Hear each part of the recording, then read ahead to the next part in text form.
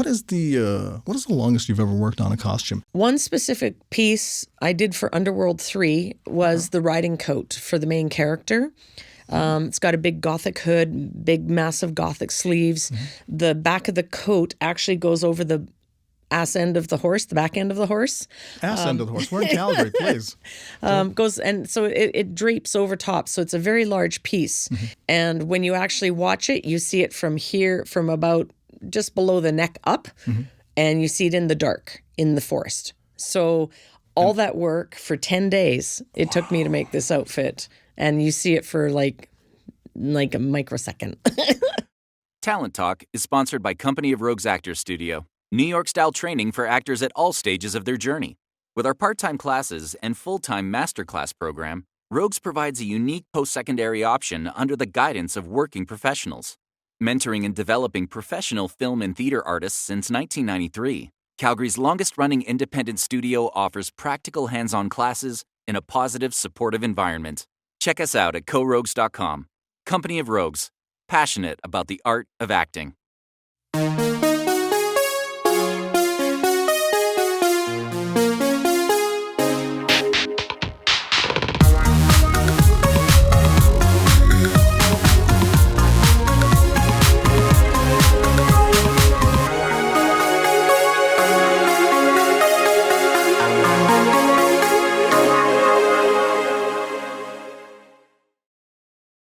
All right. Hey, guys. Welcome to Talent Talk. Thanks for joining me. I'm your guest host, Shingaze. And before we start, we got a great guest for you. But before we start, I'd just like you to like and subscribe. The like button is just down here somewhere. I'll wait. Thank you. Speaking of thanks, I'd like to thank some of our sponsors. We have a bunch. We have Company of Rogues, Workflow Films. I'm just going to point to the guy. 6 Degrees. That's where we are today. Actra Alberta, RJ Talent, Counting Coup, Indigenous Film Academy, and Heard of One. Thanks to all those guys. So today we've got a great guest. Miss Lianne Smith is joining us. She is a costumer, designer, probably other things. We're going to find out from her in what is going to be known as a two-shot, but not yet. Okay. Gosh, I think that's about it. So please help me welcome Miss Lianne Smith. Hello. Hello. Thank you for joining us today. Oh, thank you for having me. Oh, you're welcome. Could you briefly tell the audience what do you do? What is it that you do? What do I do? I'm a costume designer. Mm-hmm. So basically we create the look of the film. Okay. With the assistance of the directors and the producers. So if they have a basic script, but they want it in a specific color, specific genre, we have conversations, mm-hmm. and then I have to make that happen, and it has to start to appear on screen. On time and under budget. Yeah. In budget. Under budget? Trying. So you've answered my next 3 questions, so thank you for that. I actually wondered how closely you work with the director of a production, but also like the writer. Who was more in your ear? It depends. A lot of times the writers are producers. Okay. So they have a vision. They've lived with it for so many years, and they know what that story looks like in their head. Mm. Sometimes I wish we could just plug something in and record it, and then it would be all good. But the directors also have an idea of what their characters are going to do, what they're going to look like. So I start with the script. I break the script down. How many days are in the script? If it's something like a TV series of 24, the entire season is 1 day. So it's mm-hmm. one look. Whereas other movies might cover, say, 10 days in a person's life. Wow. So in those 10 days, you would have 10 looks. Right. You might have more than that.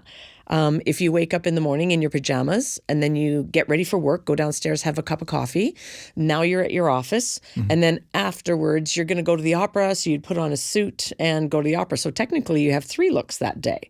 Right. So you have to kind of count how many looks everybody has.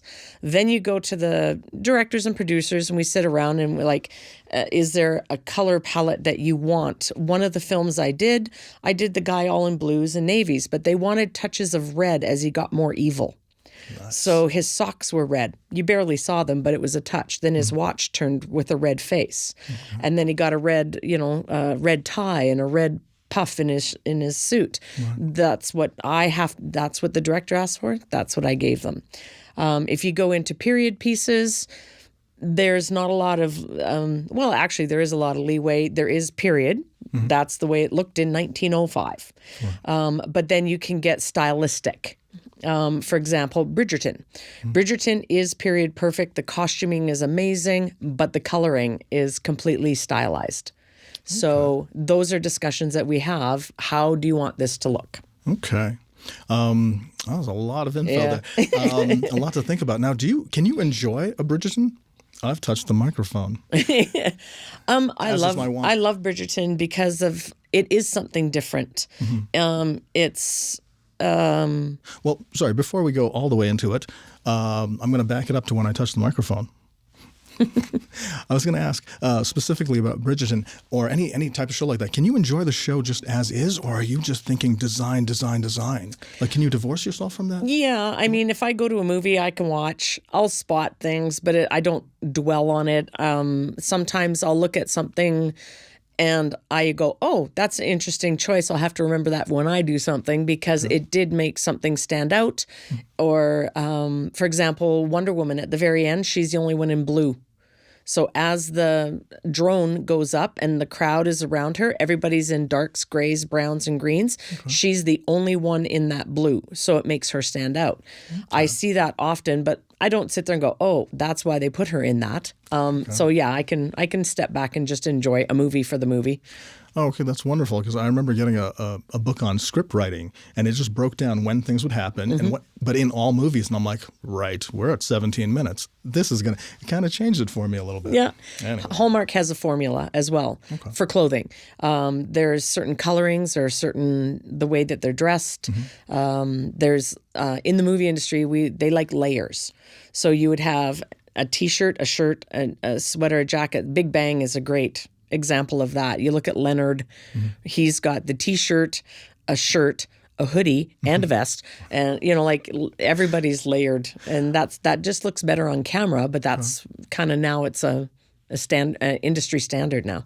I always wonder about that when I watch. I noticed on Arrested Development where I'm watching the thing, and I'm like, they're wearing the main character's got a T-shirt I can see, then this thing, then this thing, then this thing. I'm like, how thin are those people? I can't wear 6 layers and just walk around. Like, what's that guy trying to hide? Plenty. Yeah. Anyway, so let's. I'm referring to my notes now, Leanne. Feel free just to talk about anything. Oh, have you worked on a Hallmark film? That's not on my notes. I'm just following. Yeah, I've designed 7 of them now. In basically they're coming out. Unfortunately, I don't have Hallmark Channel at home, so I don't get to see a lot. I don't get to see a lot of my movies. Oh no. A lot of them are on AMC. They're American productions, so that's where they're placed. Okay. Hey, how about what is the longest you've ever worked on a costume? You can tell me what's the longest you've ever worked on a project, but on a costume itself. One specific piece I did for Underworld 3 was the riding coat for the main character. It's got a big Gothic hood, big massive Gothic sleeves. Mm-hmm. The back of the coat actually goes over the ass end of the horse, the back end of the horse. End of the horse. We're in Calgary, please. Goes and so it drapes over top, so it's a very large piece. Mm-hmm. In the back, and I just touched the mic. In the back, there was what's called the princess sleeve or princess seam, but there was 15 of them, so it actually corseted the actor. And when you actually watch it, you see it from here, from about just below the neck up, mm-hmm. and you see it in the dark in the forest. So all that work for 10 days, it took me to make this outfit, and you see it for like a microsecond. You did the work, and they know you did the work. I do see that you watch some TV show and you see someone picking up a magazine or this or that, and you're like, some graphic designer worked their asses off on that, but it's just not. But sometimes maybe it's for the actor. It's for the actor to feel like that's a real thing. I'm holding this real thing. If I flip through it, so as you say, you're wearing the thing. For sure, become that. And a lot of times Keanu Reeves said it best. He gave back to his wardrobe team on The Matrix because what they created for him created the character. Right. If he was in a suit, wouldn't have been the same as in that long dark jacket, right? Like what we put you in creates a character a lot of times. Oh yeah, definitely. I think dinero actually works from the shoes up. Like it's the shoes. They got to be right. And then everything else. So he works like with one specific costumer on everything. Doesn't matter what. It's like, that's my costumer. I saw on some of the films you were working on, some of the productions, that they were from what was it A1 Entertainment something? Do you work with the same people? Do you get No, I depends on who hires me. I've worked with many different production companies, but I'm also a union member with IATSE. So if there's something coming through with them, it's a union shoot. But on average, it's word of mouth. It's now IMDb. My portfolio is slowly growing, and people are getting to know what I can do, and I can cover a lot of different genres. So I enjoy that. I like doing different things. I wouldn't like to do the same thing over and over again. Right. Well, you do seem very comfortable with period piece stuff. Yeah. Okay. I remember seeing the commercial. There's that Heritage Minute. It's, what is it, the Edmonton, what was it? Do you remember what it was? The Edmonton Grads. The Edmonton Grads. And so it's a basketball team. I don't know when it was set. What is it, like 1905 or something? Correct. Something. Okay. About there, 1907-ish. Okay. And both teams were wearing dark. And they were quite similar in costumes. I'm like, how many times did they pass the wrong person at this basketball game? But you designed all of that. Yeah. So I wasn't the designer for the commercial, but I was hired as a costume designer to make that costume. So they gave us pictures, all the historical pictures, and you have to look at as many and try and dig as many as you can and come up with it. What were the colorings? Were they, because they're black and white pictures. Was it navy blue? Was it gray? Was it black? And then the way that the lettering, that's how, they could tell the difference. But it was a lot of fun doing that one. And I'm actually quite proud. Two of the costumes are now in the Canadian Sports Hall of Fame because they are recreations of the actuals. Wow. And they didn't have any of the actuals just still kicking around? No. Like nothing? Okay. No. Wow. Rarely on World War II, we get a lot of stuff from the museums, and the jacket will sit in front of us on a mannequin, and then the cutter will cut a pattern for it, and then we just make them. Okay. We copy them, but we're not supposed to touch them. Right. So what, for official titles, you're talking about being a costumer, designer. What are the things you do? Like what are they? What are the specific? If you had a business card, and I'm not saying you don't, but if you had one, what would it say? It would say costume designer. Costume designer. Yeah. Okay. But in the costume department, the designer oversees, if it's a bigger production, 12 basic different areas of people, which could also be now a team of 50 or 60. 12 different. Let me hear 6 through 12. 6 through 12. I don't care about the first ones. Well, you got your costume designer, your assistant costume designer. Then we also have someone that takes care of the grouping, which is the costume coordinator. Sometimes there's a costume supervisor. You don't have to give all of them to me. Oh, yeah. But I love that. But then it goes down into breakdown. So when we make things, like we made the Ghostbuster uniforms, they were brand new, but they're not supposed to be brand new. They're supposed to be from 1980 when the original, so it's supposed to be worn down, broken in. Hence the word breakdown. So we sand, paint. There's the breakdown department. Last of Us is another.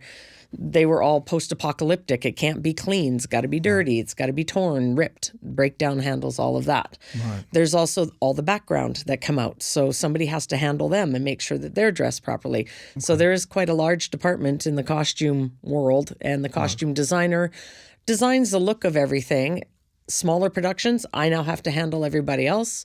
Bigger productions, my costume coordinator can kind of take care of those, the other groups while I'm trying to design. Right.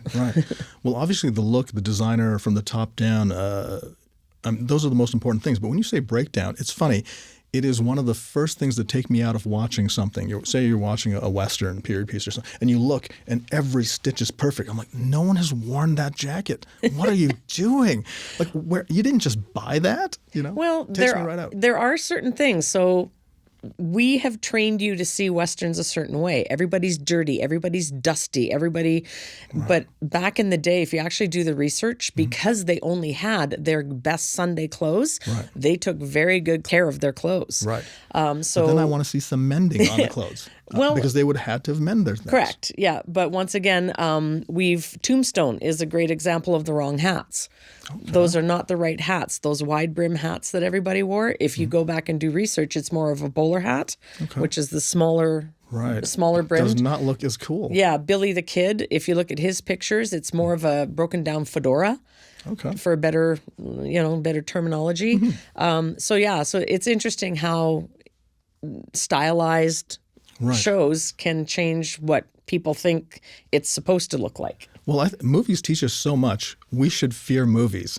Like if you're dealing with swords or something metal, if you don't hear that weird metal thing, it doesn't do anything to an audience. Mm-hmm. But like metal doesn't make a lot of sound when whatever. I'm not sure if you go to a police station and you're being arrested. I'm not sure you're allowed one phone call. I think that's a movie thing. Like legally, I need my phone call. I don't think that's a thing. I don't know. We'll have to look into that. We're going to have to, if someone could please, thank you so much, look into that. I was going to ask you, what do you get inspired by more? Do you get inspired by watching films with, incredible sort of wardrobe and art department and stuff, or designers themselves? What kind of... I'll skip it. I'll skip that question. No, it all depends on the project. Okay. So sometimes if I'm having to recreate an actual human being, it's very analytical. You go to your museums, you have to do the research.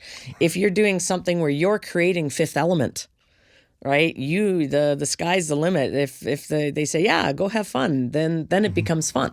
Right. Sci-fi's creatures. We did Hellboy. And we got to create those creatures. Wendy Partridge was the designer, and we were part of the team. Mm-hmm. Same with Underworld. Lovely lady. Love Wendy Partridge. And I learned... Shout out to the Partridge and to the Partridge family as well. Well, she teaches you so much when you're there, and it was great to work under her. And because of a lot of the people that I work with, I learned different things from different people. So then, you can get into, designing stuff on your own. But I always look at 4 or 5 different things. Okay. And then I'll try and put it together to create my own, because you, the director, also have a vision. So now you got to try and go, okay, but I want to do this and you want to do that. Can we meet in the middle? Sometimes you have to just say, nope, this is what Thor looks like. Well, yeah, I assume you have to take a back seat. Have to. Anyway, that's very funny. As an actor, I do a bit of acting, guys. You do have to listen to the director once in a while, but not always. There's ways around it. I'm sorry, I'm not from here. English is my second language. I just can't say that. You'll have your own thing. Yeah, well, we do have stuff like that. Like, this is Calgary. We can't find that kind of fabric. Okay. It will have to come in. It won't come in on time, Right, so sometimes. Right. But... That's just reminded me. I was going to ask you: Are you a fabric nerd? Now that's a technical term. Because the term is Fabricaholic. Fabricaholic. Yes, I'm learning so much here. Thank you. Because I've got an art background, and I love to look at paper. Like, I'll go to a store even if I don't need any. I want to look at paper. I want to look at pens, pencils, something to make marks with. Yeah. And I was just wondering about that. If you get all jived up, yeah. And then you find something on sale, and you think, oh, I could use that for this, or I could use that for that, and you pick up all this stuff on sale, and then you look at your basement, and you now have 68 buckets full of unused fabric. Hence, I'm a fabricaholic. Hi, my name's Leanne. Hi, Leanne. I love that. Yeah, I guess you've been at this, 20 years, is that right? 28 some odd years, yeah. 28 years? Yeah. Wow. But it overlapped. I started a lot more theater. I was at Stage West for about 12 years. Okay. And the shows would come in, and whether it's 2 people or 20 people, we still only have 2 weeks to get the show up and running. Right. That taught me speed. So you have to move. You have to get stuff done fast. So I'm a very fast sewer. But also sewing on the emergency. Like, wouldn't there just like someone lunge too far and they're like, I've got to fix that right now. In fact, keep wearing it. Did that ever happen to you? Yeah, just keep wearing that. I'll sew you into it. Yep. Okay. Passchendale. Oh. We had actual soldiers coming out of the dugout to storm across the field, and they're not I mean, stunt guys do it as well, but they are not actors. They're not careful. They're just going to go. Yeah. And the wool was wet. It was a muddy mess that they created, which is what it was. Sure. And the amount of times the boys ripped through the crotches in their pants was almost every take. There was 5 or 6 out of the 50 that would rip their pants. So we actually have a picture. I don't know where it is. I'd love to know if anybody has it. There's about 6 of us on our knees with the guys standing on, and we're sewing crotches. It's a great shot. Having to put crotches back together for take 2. Sure. Sure. You know? How fast are we coming up on those crotches? Yeah. Yeah, all right. It happens. Nice. Just cake some mud on it. You don't think those guys in actually 1915 or whenever are running around, with their crotches ripped? Come on. Once That's again, reality. Yep, it is. I don't want to tell you your job. But, I shouldn't have written notes in pencil while wearing contact lenses. There you go. But anyway, I'm going to ask for this is a further question. Okay. We'll just move this to the end. I'm looking over at the editor. Do you have any tips for people trying to break into this part of the industry? Just easy enough to get into the union. So It's just easy to get in the union? Yeah, so if you go to IATSE Local 212, or any of the locals, if you're in Vancouver, Toronto, go to your local, and there's a place that says want to join or membership.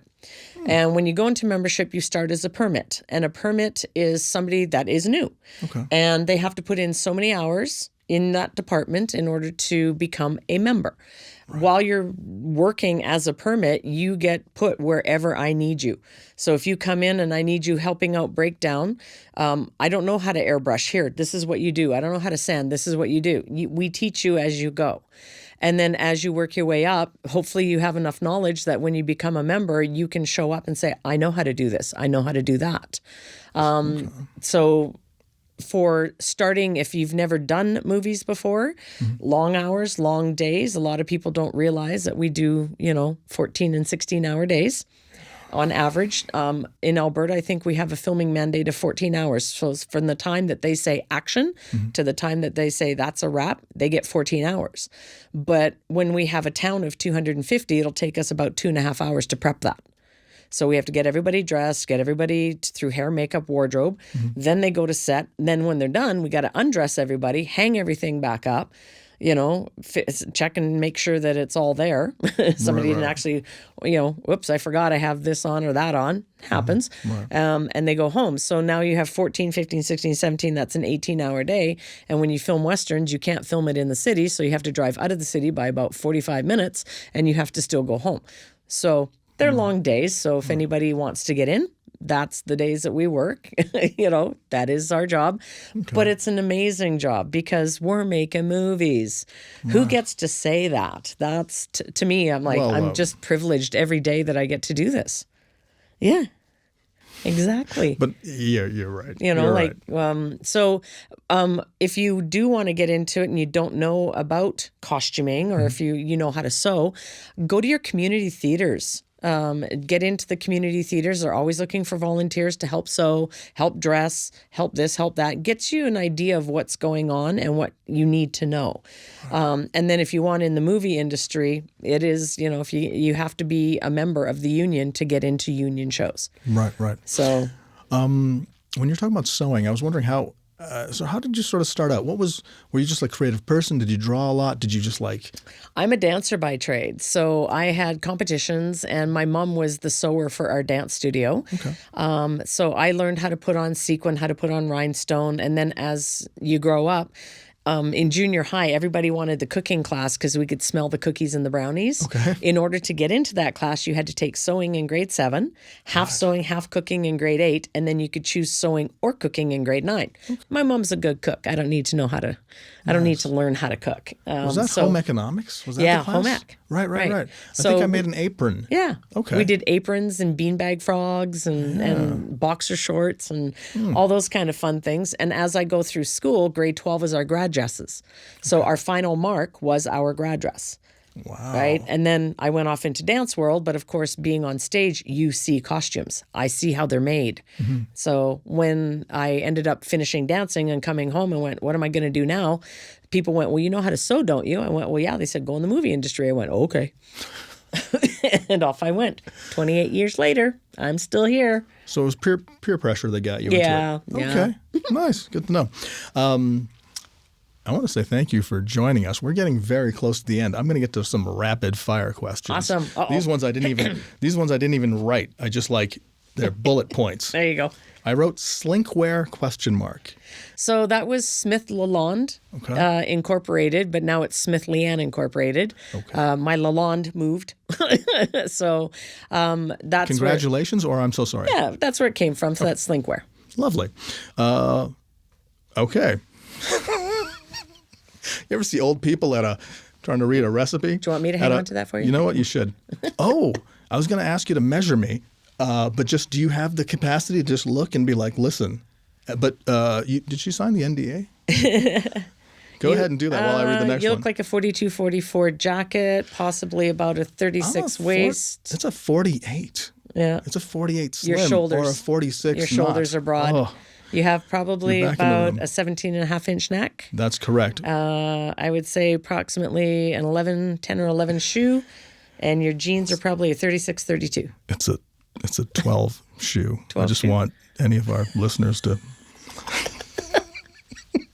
Hey, new tech. There's all sorts of new tech. You know the thing where you print like a 3D thing. Has anything made your job easier or harder? Nope. No, Actually, that's the answer. No. Nope. Nope, moving on. Nope. No, yeah. I'm kidding. No, there's actually, if anybody wants to look it up on YouTube, look up 3D fashion. It's amazing. They print the costumes, they print everything, and the whole thing is made from a 3D printer. Wow. I don't think that would work well in film. Mm-hmm. You know, a sound department would hate us. Right. Right. You know, stuff like anything that clinks, chinks, or jingles. Nope. Gotcha.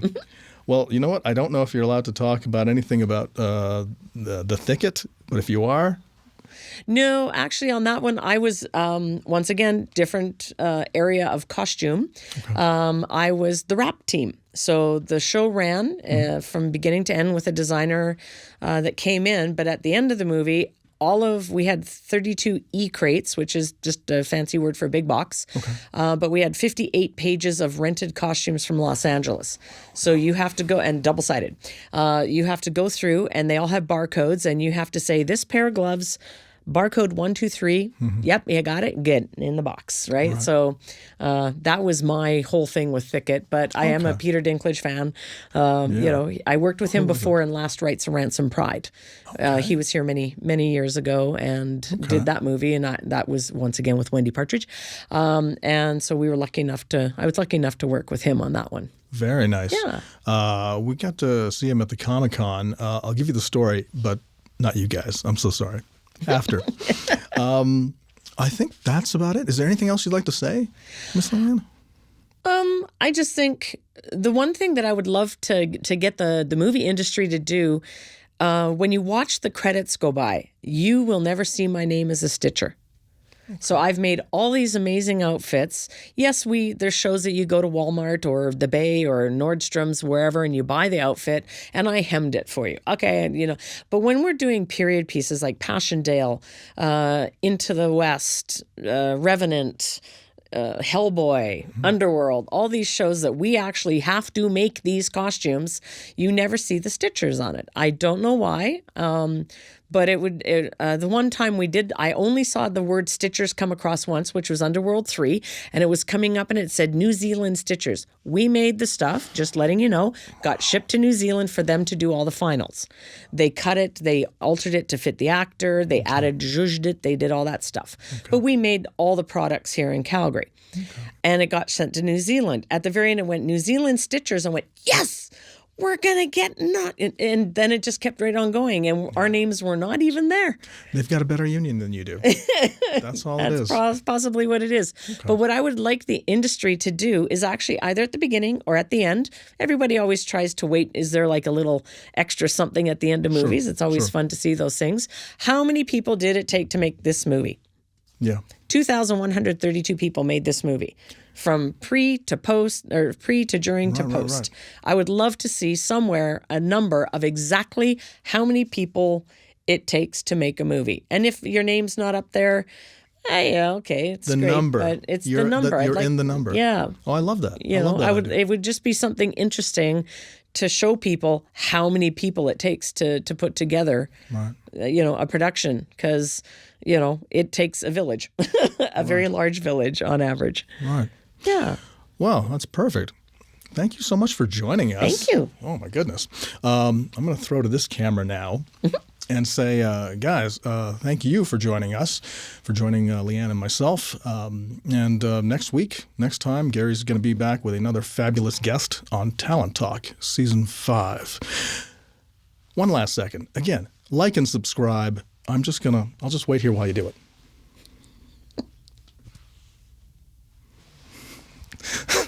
Perfect. Oh, thanks.